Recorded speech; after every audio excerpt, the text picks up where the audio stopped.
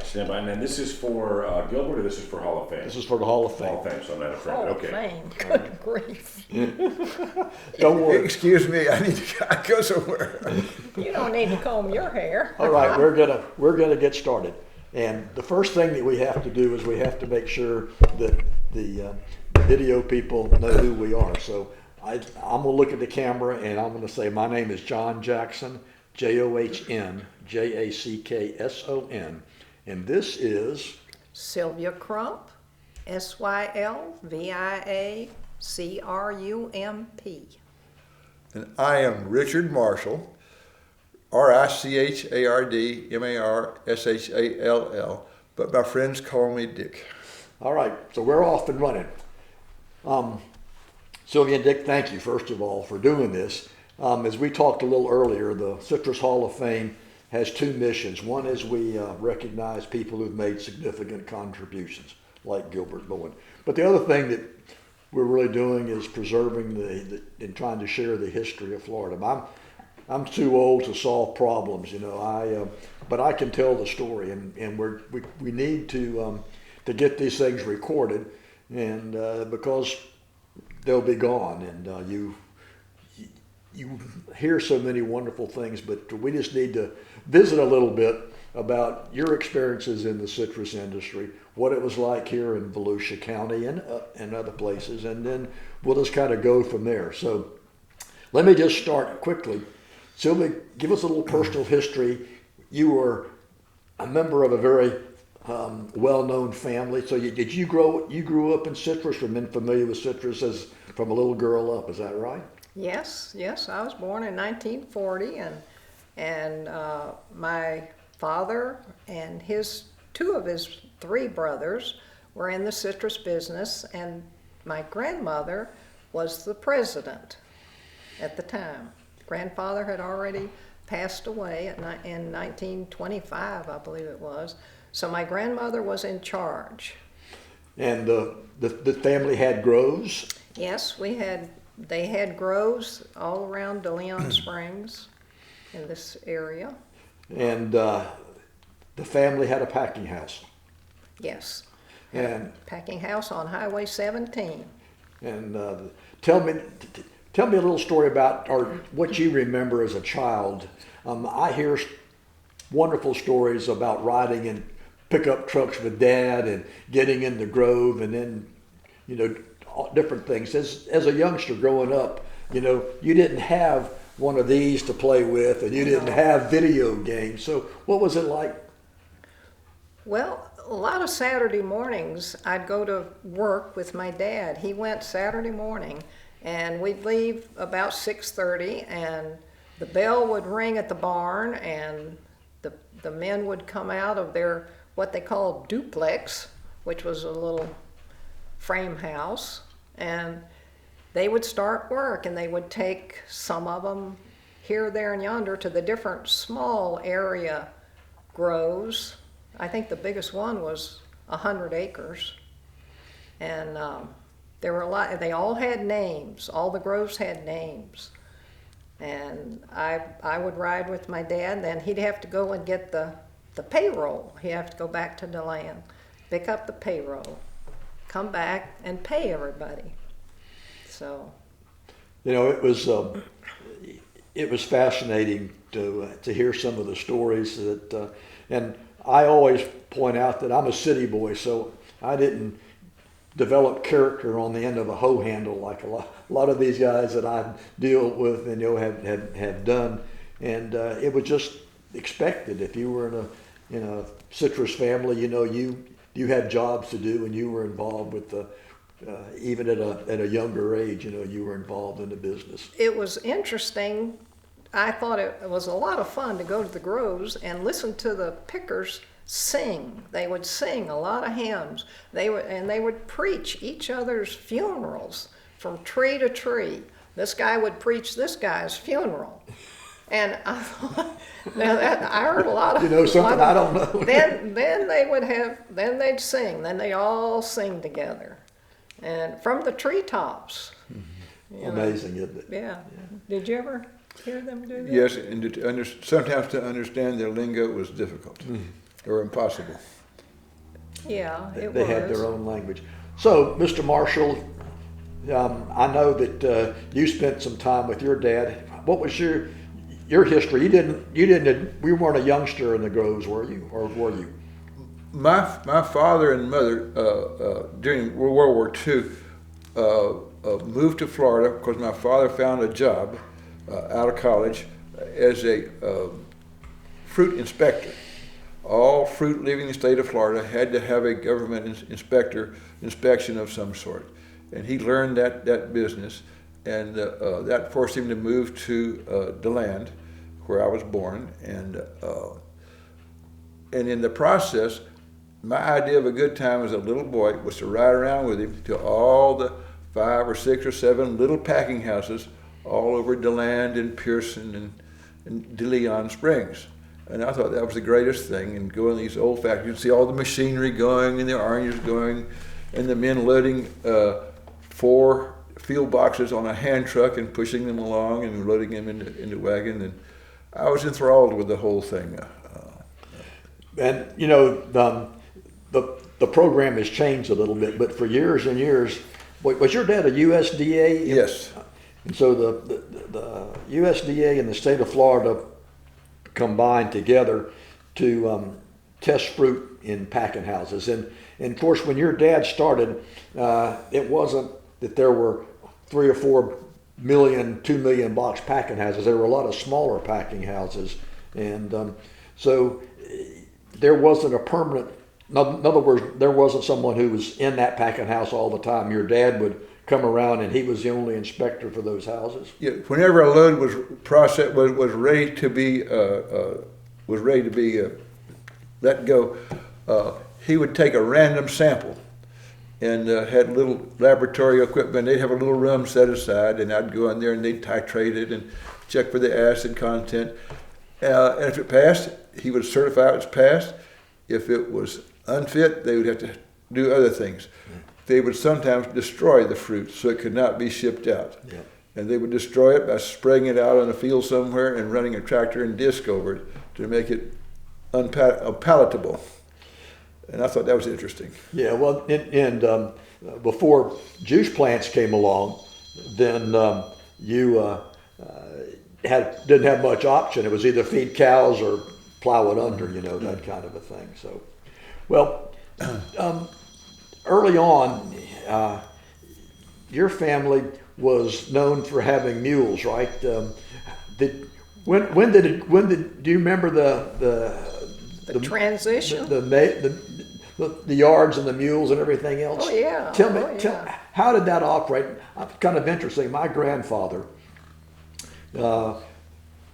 brother-in-law, had a packing house in Largo, Florida, and you know how it goes if families involved, and so Uncle John had the packing house, and my grandfather was pick and haul, and another brother-in-law was a mechanic, another one, they worked, and my grandfather used mules. In fact, when trucks came in, he couldn't handle it, so he got out of the pick and haul business. So what was it like with the mules?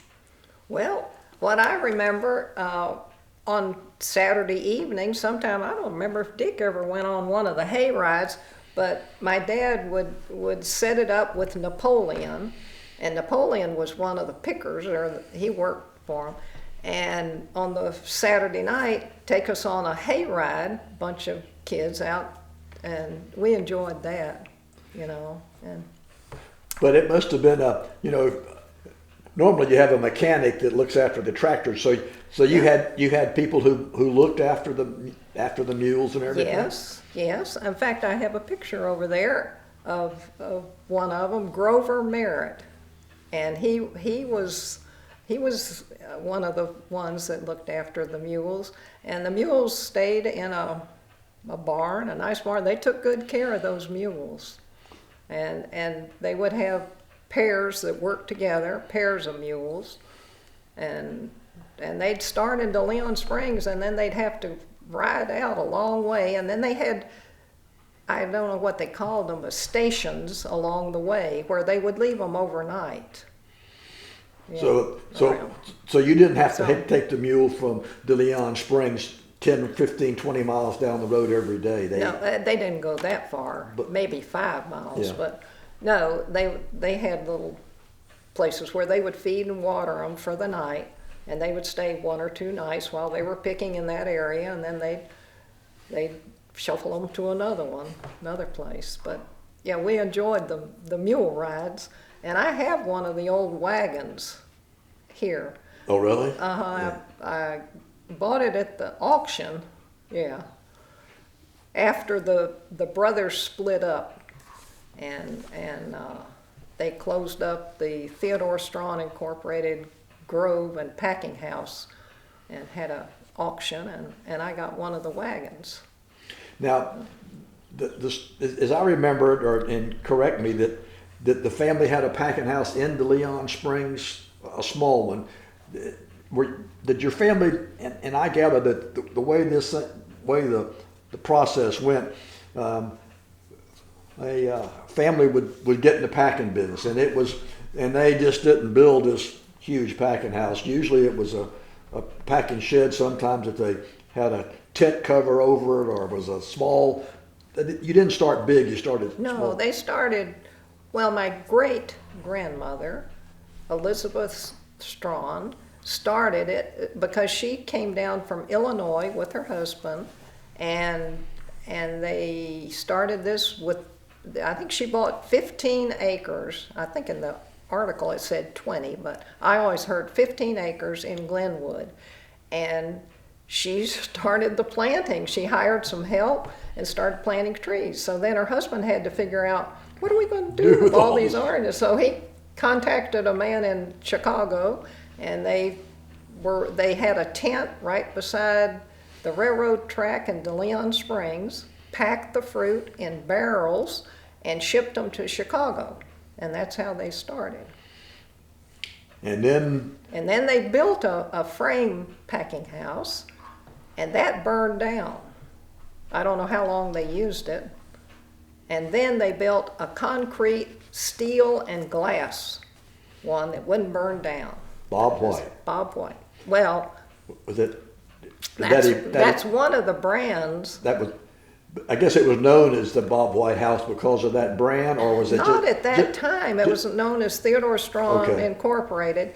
But I think the Bob White business came in because the paint held up on the side of the packing house that said Bob White. The rest of it sort of, the Theodore Strawn paint faded out. So then everybody started calling it the Bob White yeah. Packing House. Well, that's okay. But that was one of the brands. They had the Intrinsic, the Bob White, the old Volusia.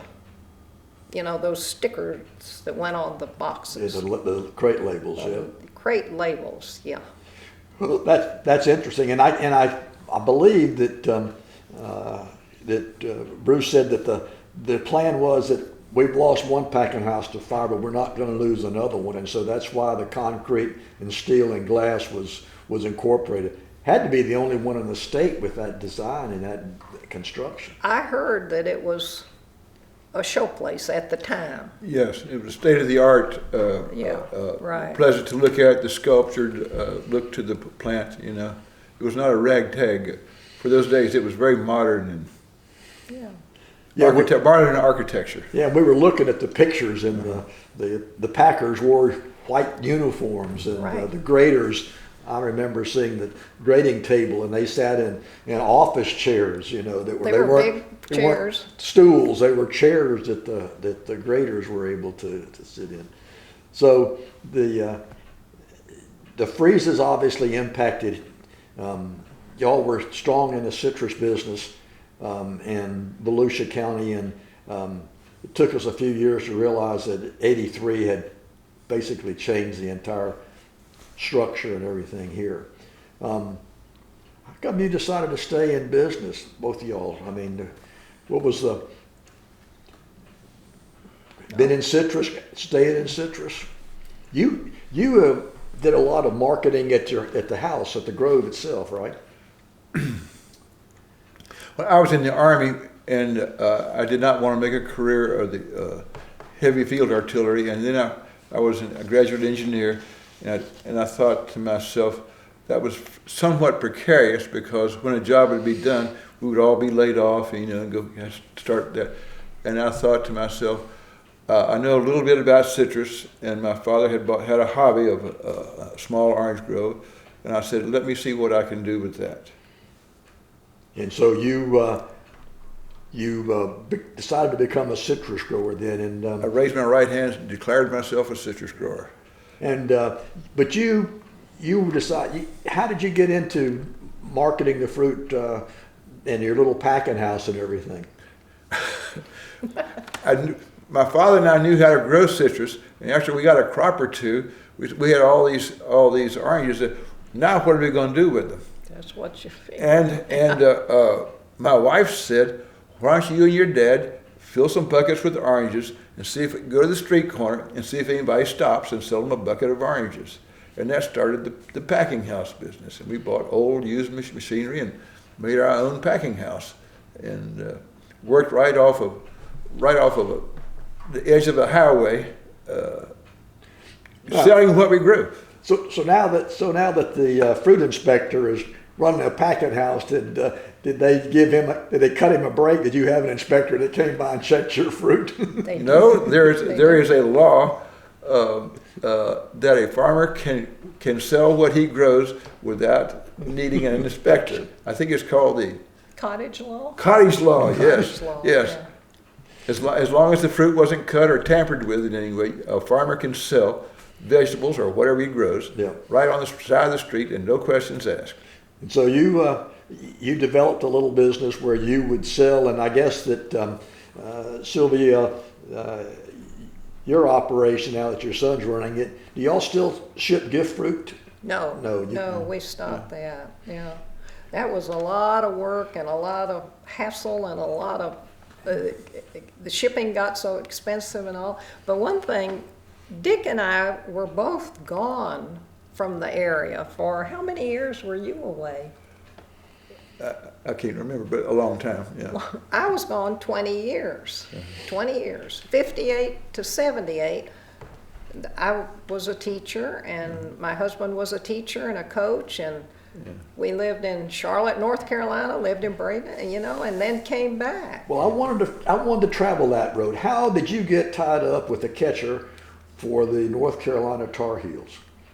Oh, how'd you know that? Oh, I know all about Bruce. Oh, well, I met him at the University of North Carolina. Okay. I graduated from there, So and you he were- had already graduated, and he was in graduate school, and I met him there, and we decided we'd be teachers, and he did come down. I think it was the first time he came down. It was after we got engaged, before we were married. I had to graduate before we got married, and he came down, and it was a cold night. Was it 60 or 61? They had 62. 62. 62 The great was freeze a of really 62. bad freeze. Okay. December And my 13th. dad said, Bruce, you're going to help us fire the groves tonight. Well, he didn't know any. That's when he told him, I don't know an apple tree from an orange tree, but I'll try to help you. And he went out there and he fired groves for 3 nights in a row. And here we were on vacation, and I brought him down from Chapel Hill, and he worked so hard, all night firing these groves. And he met some of the pickers, and he met Napoleon, he met this one and that one. They all had nicknames, all the workers. Well, I didn't know that you and Bruce were teachers before you came here. And I'll tell you how I know about Bruce being a catcher and everything is that I can't remember exactly how the conversation went, but my son was a catcher for the Eustis baseball team. And he was going to a baseball camp, he and a friend of his at Raleigh, NC State baseball camp. Oh, I don't know them. And Bruce said, well, listen, when you're up there, you need to go by and visit with UNC, and I'll take care of that. He called, made the contact. We went into the baseball field, and some assistant coach met us and took us in the locker room and gave us a grand tour and everything else. And he knew Bruce, and you know, it was tremendous. So he had a long time influence, and I know that that once you're a ball player, you're always kind of a ball player. And I know, loved going to watch Stetson play ball and everything else. So you know, he talked, and having a son who was a catcher. The catcher is the guy that controls the whole game, and the most important thing that my son did was that he never shut up, and he would talk to the umpire, he'd talk to his players, he'd talk to the batter, he'd talk to anybody, and so he was always. If they'd have put him in the outfield, my son would have gone crazy because there wouldn't have been anybody to communicate with. He's an attorney now, by the way, so it's, you know, still doing that. But anyway, I had another question about the family. How did the tie get involved with you all had a farm in Illinois, is that right? Yes, yes. How did that come about? Well, in 1967, the three brothers that were in the business together, after their mother died, they divided up all the property. And my father wanted the Illinois farm and a few acres in Florida. And so that's what he got. And then Uncle Robert he was the oldest brother, and he got the packing house and what he wanted. He liked the mules and the horses and things like that. And so he got and Uncle Ted got the property in Lake County. It was all just divided up. Yep. Yeah.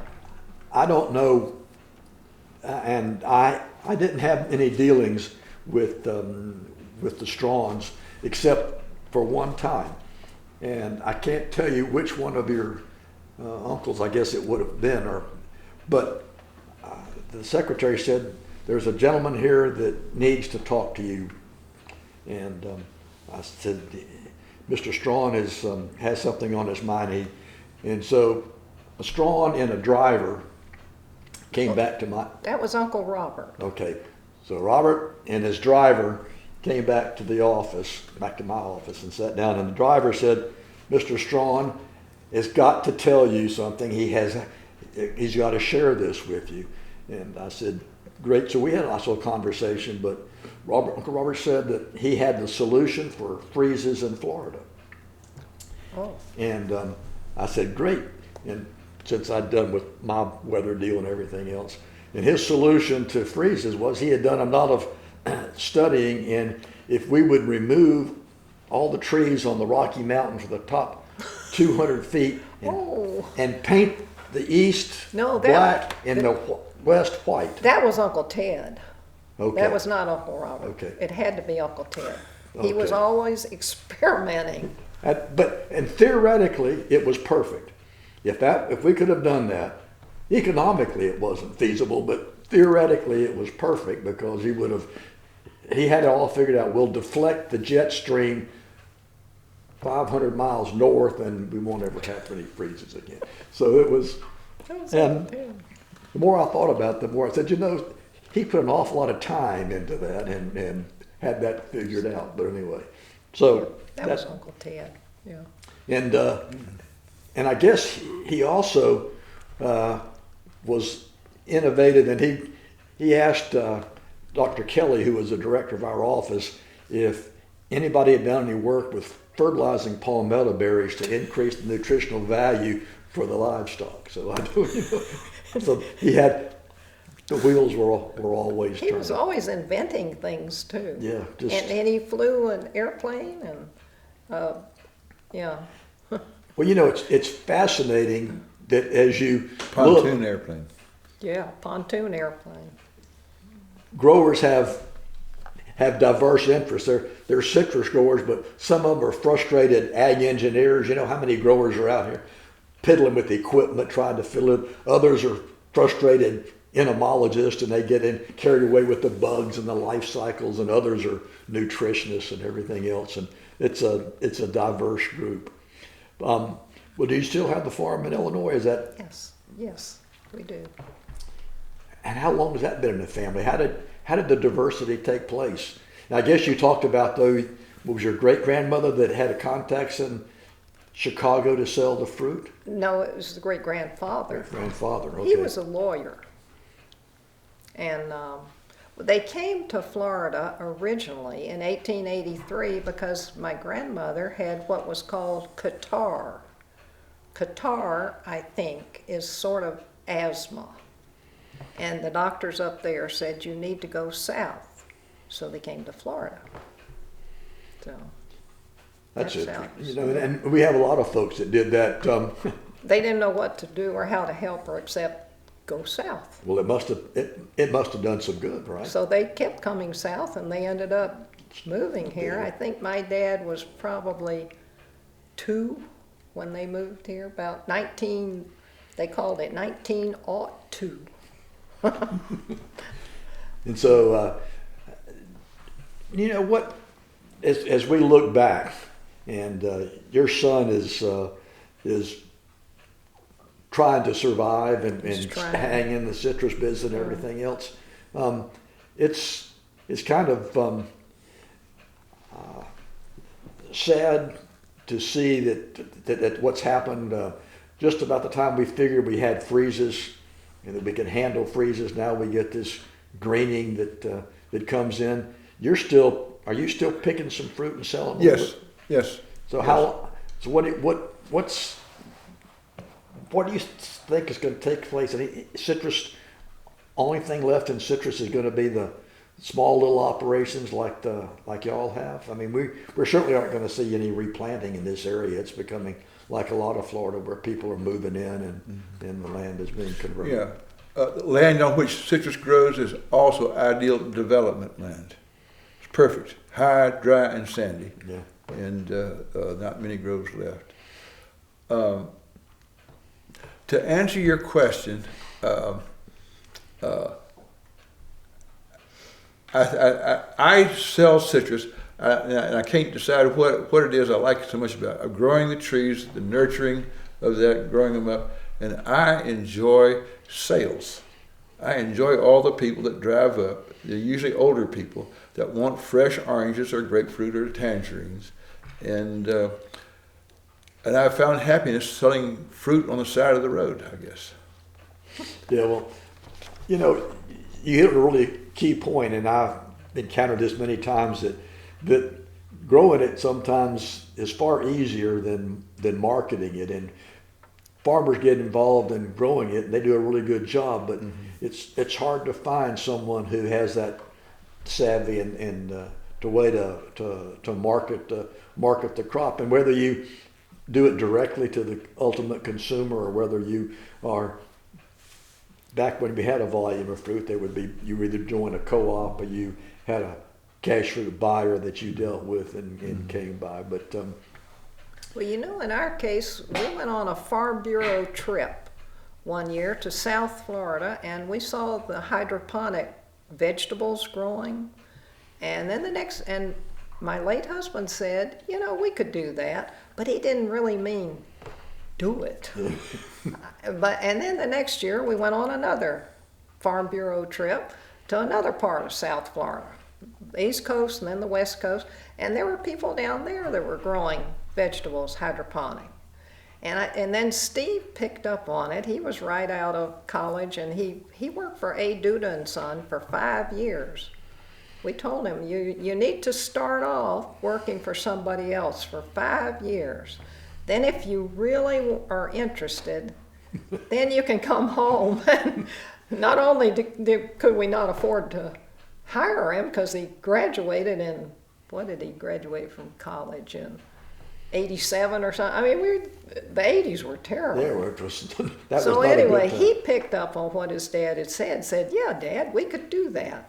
And Bruce said, oh, I didn't really mean, I guess we could. And, you know, and that's how we started on that venture. Well, you know, there were so many different things that were going on, and y'all got involved with.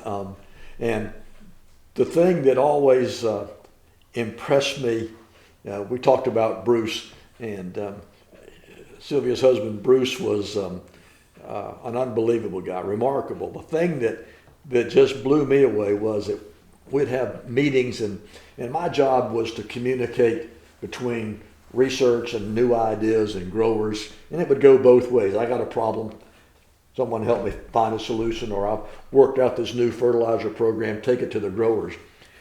Bruce would always come up with some ideas about how we could get the word out, or we could do this, or we could do that. But it wasn't just he had the idea, he was first in line to implement it. And there was nothing more frustrating for someone to tell me, you need to do this, and then they're gone. And I'm supposed to struggle with this. But he was first in line, and so we'd work on a project, and it was always great to know that you call up and you say, we need to have a field day. You can come here. We need to do this. I can handle that. We can do that. So anyway, it was a fantastic relationship. Like I said earlier, I enjoyed the growers over here, and it was kind of a tight-knit group. And you shared with each other. You mentioned Farm Bureau was very active in Volusia County, and growers shared with each other. Just a whole different set than it is now. And we were talking earlier with Mark, the gentleman in there, about how in the good old days, if a deal was made, you shook hands and that was it, And nowadays we have to have attorneys and contracts and all that kind of stuff. So it's a different world that's out there. And sadly, unless you lived through it, you really can't appreciate it, what it was like. The hard work was always there, but it's interesting. Did Bruce ever grow up on a farm, or did you? No, he grew up in Pineville, North Carolina, and it was a mill town. The whole town, I think, worked at Cone Mill, and his escape was baseball. Huh? Yeah, it was baseball, but they had a huge backyard, big backyard, and there were 8 children in his family, and his mother had a huge garden, and he loved that garden, and he worked in his mother's garden, and she canned and put up to go through the winter. I mean, she had all these, she taught me how to cook, how to can, how to do all that. I had no idea. But that's where he got his farming. So that's where he got dirt underneath his fingernails. Yeah, and he raised hogs. Could never get it out. He really liked hogs. Do you remember him raising hogs? I do not remember that part. Yeah. Oh. Well, he liked to try other things. I remember the cane mill out here, where the syrup, where you. The syrup, yeah. We ground, yeah. So you'd have the Sunday school class out every year, and you'd. Well, that came out last month. Oh, really? Yeah. Well, we weren't grinding cane or anything, but for a picnic. Yeah. So you made cane syrup like they used to, and y'all had a plot of cane out here, right? You planted it for the little. We still got that, but it's sort of half mowed down and half it's not worth showing. Yeah, and all kind of things. And at one time, you used to have some contacts, like maybe through Farm Bureau or something, that would come down and bring their trailers for the park out here, but to watch the races until the health department put you out of business because you didn't have an approved campsite or something. Yeah. Oh, yeah, isn't it interesting? Government gets in our way many times. We know we were trying to help out friends and have fun and everything else. And well, that was mainly for the workers, the help that came in the winter. Yeah. So, it was interesting.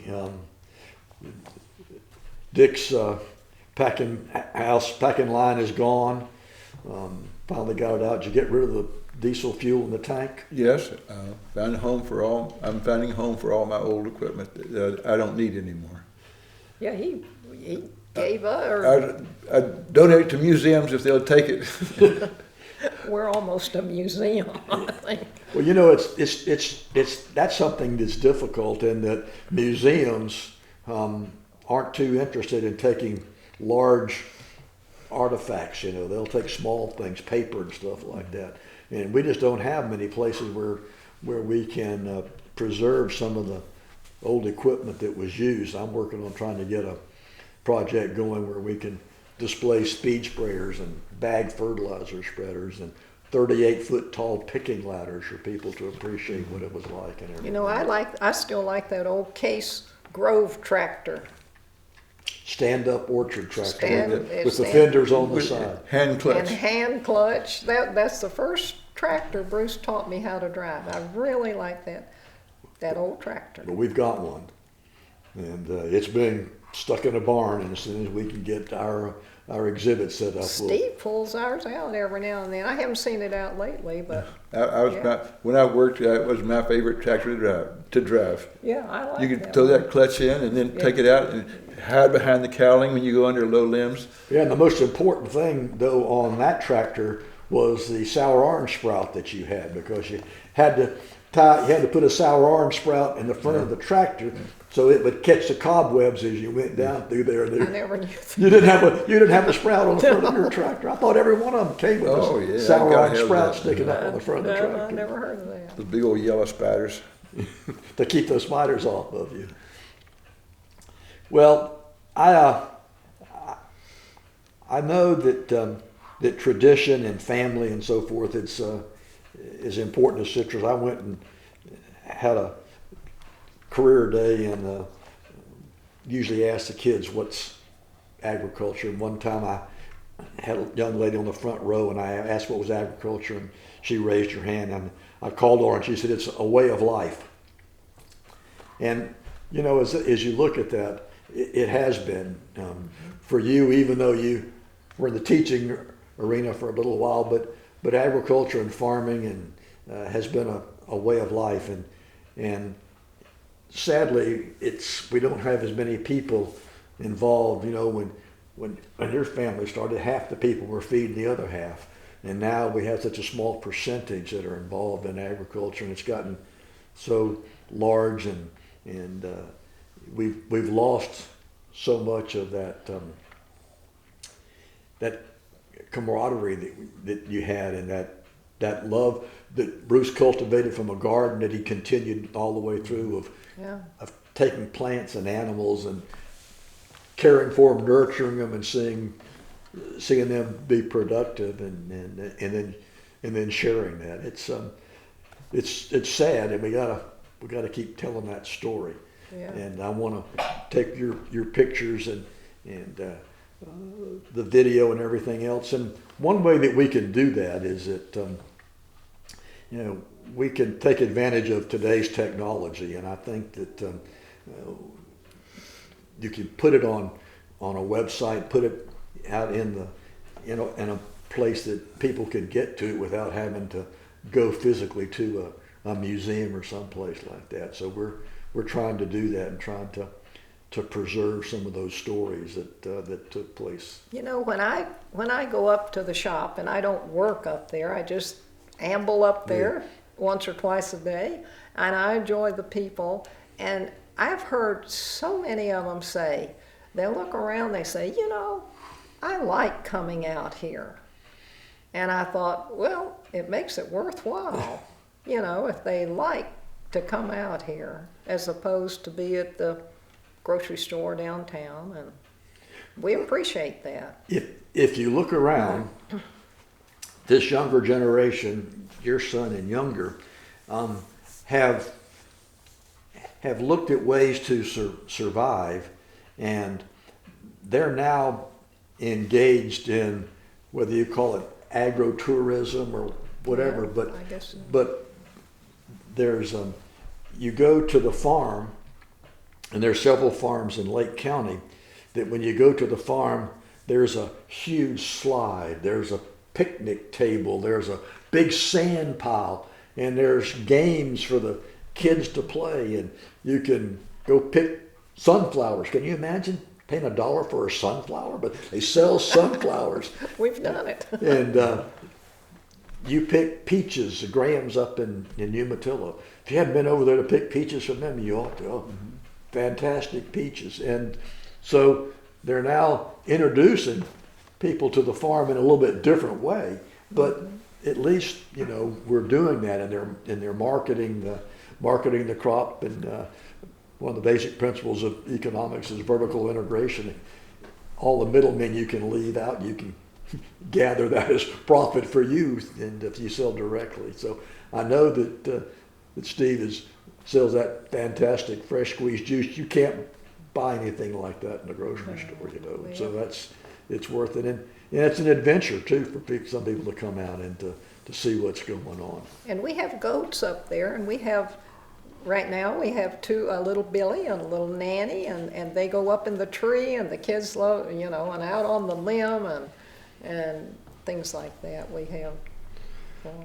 See, those are experiences that hopefully the kids won't forget and will remember.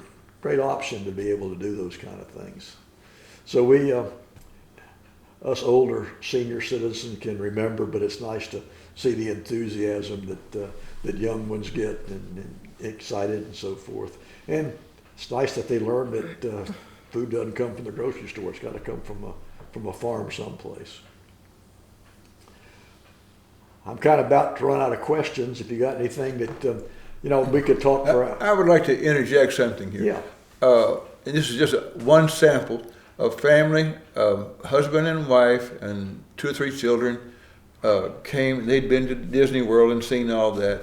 They came out to my little orange grove and all, and I began telling them all about the history on being on the St. Johns River and how the fruit was packed in moss and sent there, and the children were running all around, and they sampled all the different kinds of fruits, and they had the best time playing. My dogs came out and all, and the parents told me, he said, "Mr. Marshall, this place of yours with the fruit selling and all that, you're talking to you and seeing it, has been more fun than Disneyland."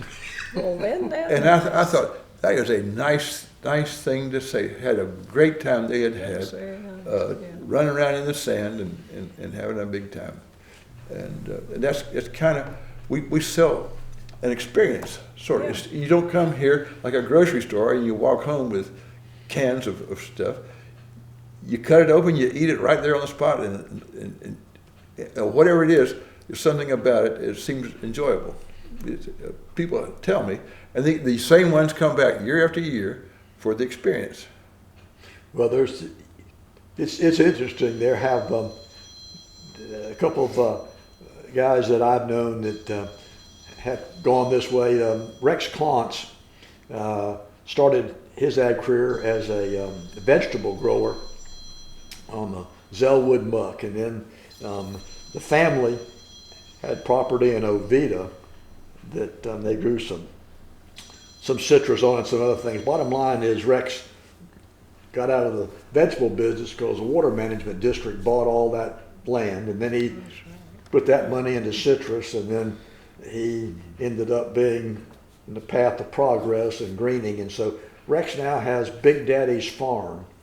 His grandfather was Big Daddy over in Oviedo, and he now grows organic vegetables and you-pick and so forth. And he just loves it. He's like Bruce. He likes growing vegetables and doing that. And I went over and saw him, and he said, I haven't quite figured out which ones I can make any money on. I said, yeah, but you're having fun. He said, yeah, I'm having fun. And so he's converted to being an organic grower, and he had to learn a whole new thing. But he's farming, and people are coming out and they're having events. You're picking strawberries now, and so if you want to go get organic green beans or sweet corn and everything else, Rex is growing it right there over there in Oviedo. So I read about him recently in one of the magazines. Yeah. And Rex is a really cool guy, and it's interesting to see. And so he took the old family farm over there on the Black Hammock, which is not too far from, I guess, Lake Harney, Lake Jessup. But anyway, so he's growing organic vegetables, so he's having to learn a whole new deal. But people adapt, and we try to figure out how to move forward. So it's a great, agriculture is a great business, and I'm glad that I got sucked into it and found a place to get to meet and visit with folks like you. And I'm glad you finally got back into to Volusia County, Sylvia. Yeah. What did you teach? Were you an English teacher or a No, history teacher? I was physical education. Yeah. Young girls, junior high school girls. Now, if you ever, Oh, that's a challenge. that's a challenge. Those junior high girls, but they were a lot of fun. They were wonderful. You know, my wife grew up on a dairy in Geneva, in Seminole County, not too far from here.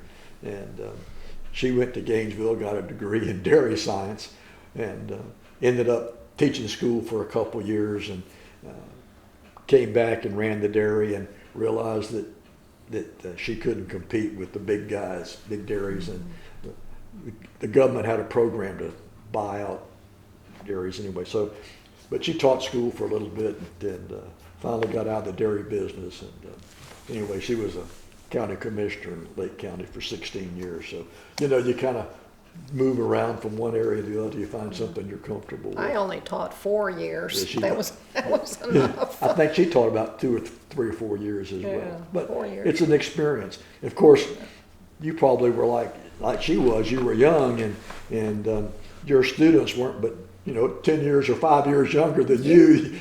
That's why I didn't want to teach. I didn't want to start off in high school because it was in Charlotte, North Carolina, and some of the junior high kids were 17. They'd failed, and I was only 22, and it was a challenge. That wouldn't be all that comfortable. Mm-hmm. Well, thank you very much, Mr. Marshall, Ms. Crump. I've been associated with your families for a long time, and it's been enjoyable. And we're going to preserve some of these things, and the Strawn story, the Crump story, the Marshall story. These, to me, they're what it's all about. And hearing the fact that the kids are interested in them. We'll go back and people. I don't know about the next generation. Yeah, a little bit shaky. Well, Steve has two sons, and one is an electrical engineer working in Boston. Yeah, he grew up right here. Yeah. And then Ethan is a teacher at Taylor High School. Oh, in Pearson. Huh? Up in Pearson. Yeah. But I'm not sure Ethan's interested in, he helps out now and then. But doesn't appear to be a passion yet, huh? No, not yet. Well, it's So we'll see. And then my younger son, Roger, he's been a teacher and a coach. He's 55, I believe, right now. And for 33 years, he could retire. He's only 55 years old. And he's been a teacher, he's been a coach. And so they both picked up one side or the other of Bruce. So, and he likes to plant things down in Bradenton. He lives in Bradenton, and he loves. I look at him. Oh yeah, you got it. You got it. You got that love of plants and animals there. Yeah. Right. Well, and you just it's difficult, but like we said earlier, that it's fewer and fewer people are growing the food and feeding everybody. And so it used to be that you got to have everybody on the family stay on the farm to make it go. And now, you might not have enough work for some families to have. You can't have 5 managers, That's right. trying to run it. So, but it'll work out. I was blessed to be a part of agriculture, especially citrus. Met some fantastic people, and who knows what's going to happen with greening and where we're going, and some of the things Steve's little greenhouse out here that they're putting in some pretty sophisticated ones around the state to grow it that way, and now we're injecting antibiotics into trees, and I don't know. That greenhouse, those trees have just done so well, and the fruit is beautiful. Remarkable. Yeah. Beautiful. And I'm going with a friend of mine to a field day next month, and we're going to look at a grove that a company from Spain, I believe, brought their system in here, and the trees are grown and planted and shaped for mechanical harvesting. 900 trees to the acre. 900. 4 by 12. Can you imagine? And I'm going to go see how they have trained those trees, and sounds like to me it's a nurseryman. Where is that? It's south of Lake Wales. Okay. Lost Lake Groves or something like this. So farmers are creative. You know, they try different things, and you might 900 trees to come on. That's one direction that they're going. Look what happened. It used to be 25 by 25. Yeah, you thought we were crazy when we planted 12.5 by 25 and double set the trees in there. So I'm always amazed at different people, and talked to someone the other day about cold protection, and if it wasn't for Nick Farino, we still might be struggling how to protect the trees. We can't save the fruit or anything, but we can at least save the trunk and scaffold limbs of a tree through proper use of water. And that was a grower that said, I'm going to find a way to stay in business in Umatilla. So he came up with a system that worked. So growers there's still some young guys out there who are struggling, and they'll find a solution. It might not be what it was like when we had 5 citrus processing plants in Lake County and 26 packing houses and 29,000 people involved in citrus.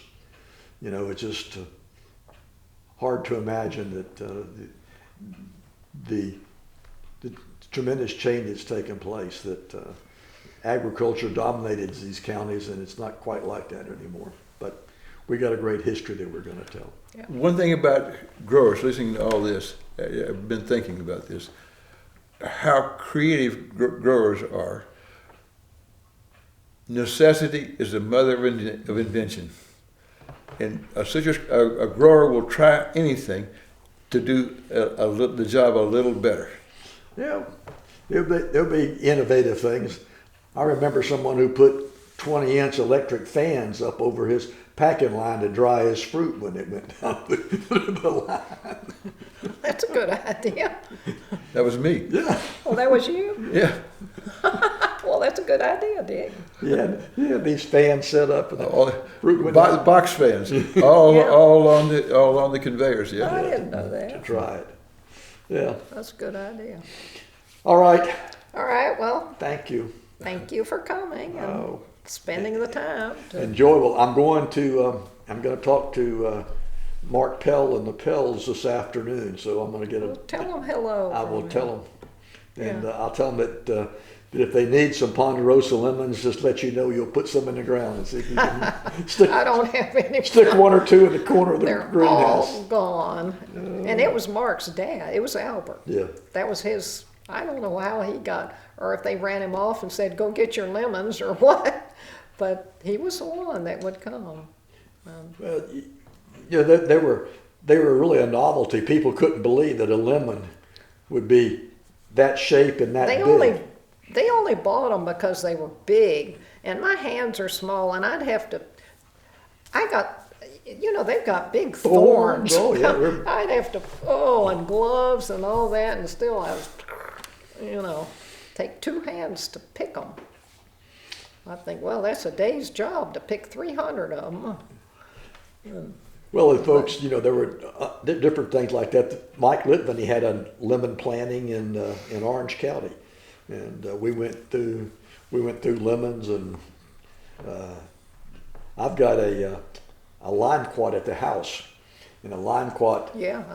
and I harvest the fruit and squeeze it, and I've got enough bags for key lime pies in the freezer now, so it's Good. get the juice and go to it. Yeah. Well, Sylvia, I want to, if I can take possession of that, I will sign a release in blood, and I'm going to see.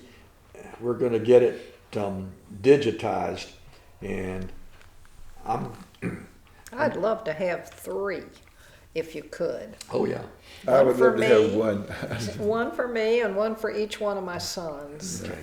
That Roger, I don't know if you know, and this doesn't have to be on whatever you're Here, doing.